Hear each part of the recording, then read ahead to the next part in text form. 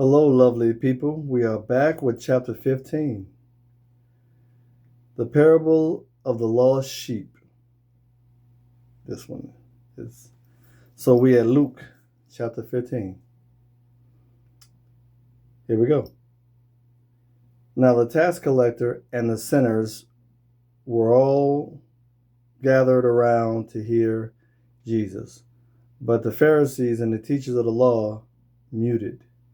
This man welcomes sinners and eats with them. Then Jesus told them this parable. Suppose one of you has 100 sheep, loses one of them.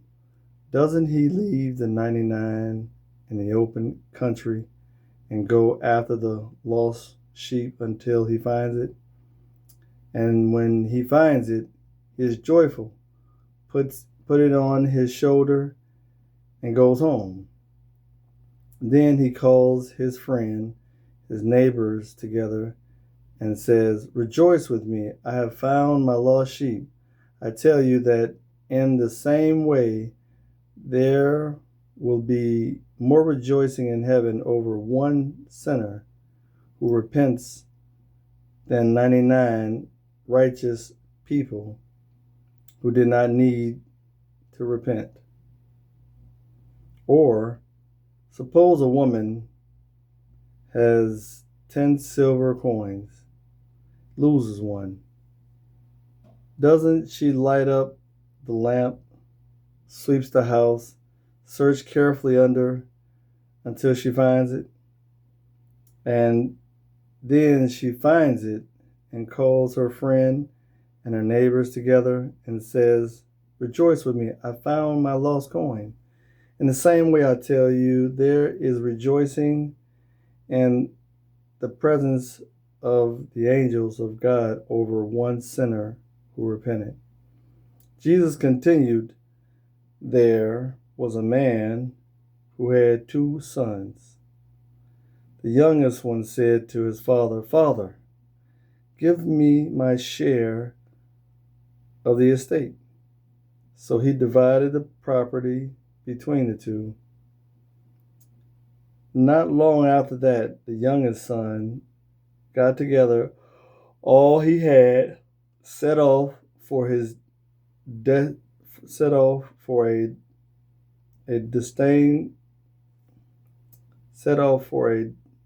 distant country, and there squandered his wealth and while living. After he had spent everything, there was a servant female in that whole country, and he began to be in need. So he went, hired himself out of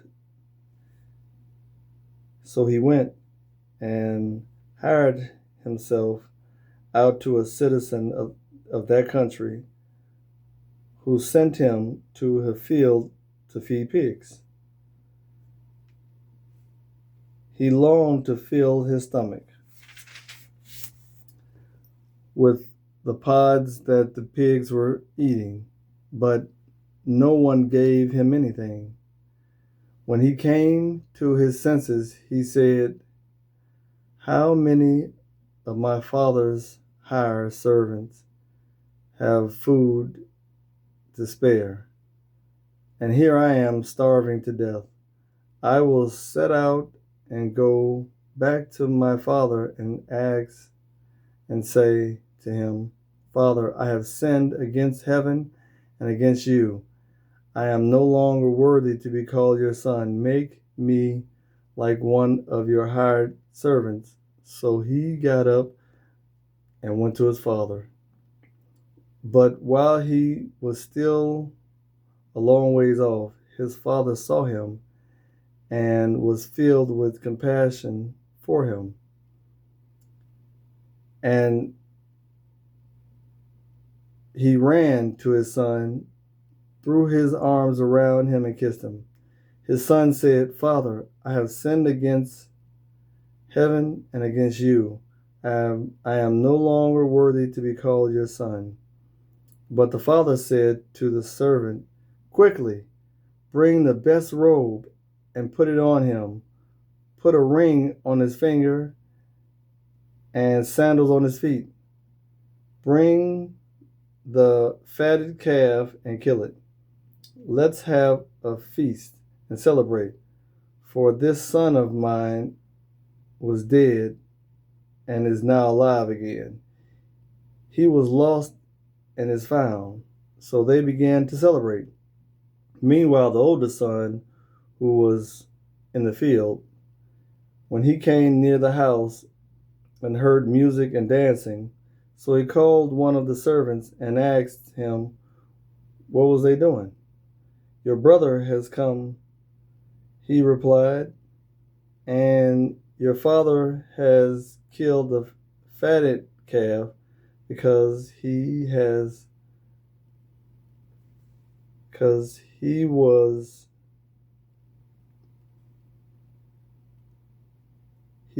him back safe and sound." The older brother became angry and refused to go in. So the father went out and pleaded with him. But he answered his father, "Look, all these years I've been slaving for you and never disobeyed your orders. Yes, you have never gave me even a young goat so that I could celebrate with my friends. But when this son of yours, who has squandered your property with prostitutes, comes home and kills a fatted calf for him?" "My son," the father said, "you are always with me, and everything I have is yours. But we have to celebrate and be glad because this brother of yours was dead, is alive. He was lost, and now he's found." Chapter 15.